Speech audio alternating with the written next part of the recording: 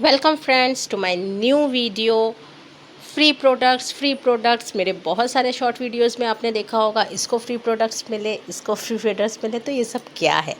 तो ये है हमारा लॉयल्टी प्रोग्राम जो हम अपनी कंपनी से लेते हैं। कंपनी एक ऐसा प्रोग्राम लॉन्च करती है जिसे हम लॉयल्टी कहते हैं। आइए समझते हैं थोड़ा सा। हेलो एवरीवन, आज का टॉपिक है जो हमेशा से आप मेरे शॉर्ट वीडियोस में देखते आ रहे हो और सब बहुत पसंद करते हो। It's loyalty. बहुत लोगों को कंफ्यूजन रहती है कि लॉयल्टी क्या है, कैसे फ्री प्रोडक्ट्स मिलते हैं, कैसे काम होता है, कुछ समझ में नहीं आता, बस फ्री प्रोडक्ट्स बोलते रहते हैं आप लोग। तो अगर मैं इसको थोड़ा सा आज डिटेल में बताऊं तो आप सबको बहुत आसानी रहेगी समझने में कि ये फ्री प्रोडक्ट होते क्या हैं। तो आज मैं कैलकुलेशन के तरीके से आप लोग को समझाऊंगी। ठीक है, तो लॉयल्टी जो होती है 2 पार्ट्स में हम डिवाइड कर देते हैं। फर्स्ट होती है आपकी नॉर्मल लॉयल्टी और सेकेंड होती है हमारी लॉयल्टी प्लस। ठीक है, लॉयल्टी और लॉयल्टी प्लस दो होते हैं। जो लॉयल्टी होती है वो हमारी 6 मंथ की होती है, 6 मंथ्स की, और जो लॉयल्टी प्लस होता है वो शुरू होता है हमारे 7th मंथ से।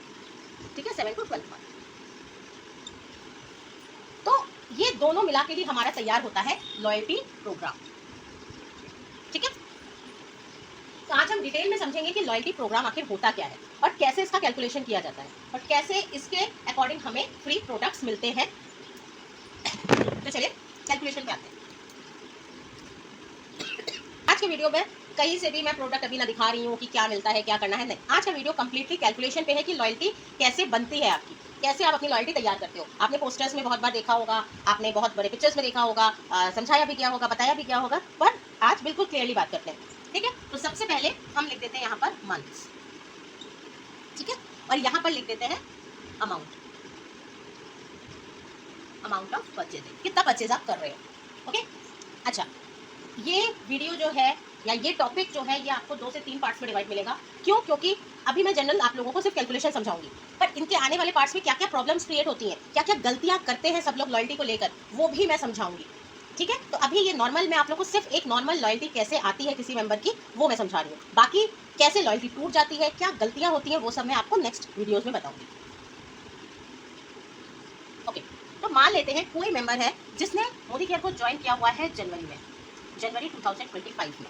ठीक, जनवरी 2025 में आते ही उसने अपने घर के जो प्रोडक्ट्स हैं, उसके घर की जो चीज़ें हैं जो उसे रेगुलर बेस में ज़रूरत पड़ती है, वो उसने खरीदना शुरू किया और खरीदने का जो अमाउंट है वो उसने करीब करीब 3000 रखा। ठीक है, 3000 रखा। अब इस 3000 में उसको क्या क्या बेनिफिट्स मिलेंगे, कैसे क्या काम होगा, ये मैं अलग वीडियो में डिस्कस करूंगी, क्योंकि अभी हम लॉयल्टी पे बात कर रहे हैं तो सिर्फ लॉयल्टी पे ही डिस्कशन करेंगे। उसने 3000 का सामान खरीद लिया। देन फेब महीना आया। जिस तरह से हमको हर महीने जरूरत पड़ती है अपने घर के सामान की, हमारा राशन हो, हमारी बाकी जितनी भी जरूरतें हैं महीने में महीने जो जो खत्म होती रहती है वो हमको फिर से रिफिल करना पड़ता है। तो सेम इसी तरह से इन्होंने फरवरी महीने में भी रिफिलिंग कराई और जो जो सामान इनके घर की जरूरतों का था उन्होंने दोबारा खरीदा। ये करते करते उनका तीसरा महीना भी आ गया। तीसरे महीने में भी उसने सेम चीजें खरीदी और सेम उनका परचेजिंग अमाउंट उन्होंने सेम रखा। ठीक है, इन्होंने अपना परचेजिंग अमाउंट बिल्कुल सेम रखा। देन अप्रैल आ गया, अगेन 3000 का सामान खरीदा। घर के लिए देखिए सब जरूरतों का सामान बहुत रुपए का खरीदा जाता है, तो मान लीजिए उनको 3000 की जरूरत है तो उन्होंने 3000 का खरीदा। ठीक, अलग अलग अमाउंट पे कैसे खरीदेंगे, अलग अलग अमाउंट पे क्या क्या डिफरेंसेस आएंगे वो भी मैं आप लोग को समझाऊंगी। अभी देन आते हैं मई महीना आ गया, सेम इन्होंने फिर से खरीदा सामान, घर की जरूरतें हैं, हर महीने खरीदना है। देन आता है जून महीना। अब जून महीना तो क्या हुआ, सामान हर महीने जरूरत पड़ती है इसलिए इंसान हर महीने खरीदता है, तो यहाँ पर आके उन्होंने सामान खरीद लिया। तो यहाँ पर हमने देखा कि जून महीने में इन्होंने 6 मंथ्स अपने कंप्लीट कर लिए शॉपिंग करते हुए। तो जब वो शॉपिंग करते हुए इन्होंने 6 मंथ कंप्लीट कर लिए, अब जुलाई महीना आया। पर जुलाई महीना आते ही 10 से 15 दिन के अंदर, ठीक है, 5 to 15 के बीच में इन्होंने देखा कि इनके अकाउंट में कुछ लॉयल्टी कूपन आ गया। लॉयल्टी कूपन आया 6 महीने बाद। 6 महीने बाद लॉयल्टी कूपन आया। तो ये 6 महीने बाद लॉयल्टी कूपन कैसे कैलकुलेट होकर आया, करीब करीब यहाँ पर उनको 3000 का लॉयल्टी कूपन आया। ठीक, ये 3000 रुपीज़ का। तो 3000 रुपीज़ का क्या क्यों आया, क्यों? क्योंकि एवरेज किया गया यहाँ पर। अब ऑब्वियस सी बात है, अगर हम 3000 को 6 से डिवाइड करेंगे तो 18000, और 18000 को अगर हम 6 से डिवाइड करेंगे तो 3000।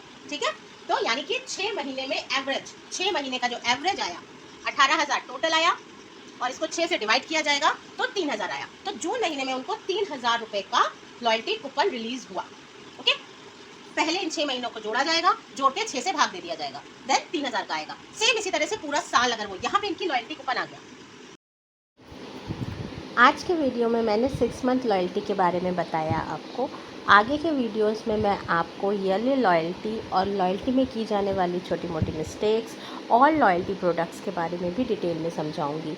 तो please stay tune with my upcoming videos and do like, subscribe my channel and share it, and thank you so much for watching it and liking it.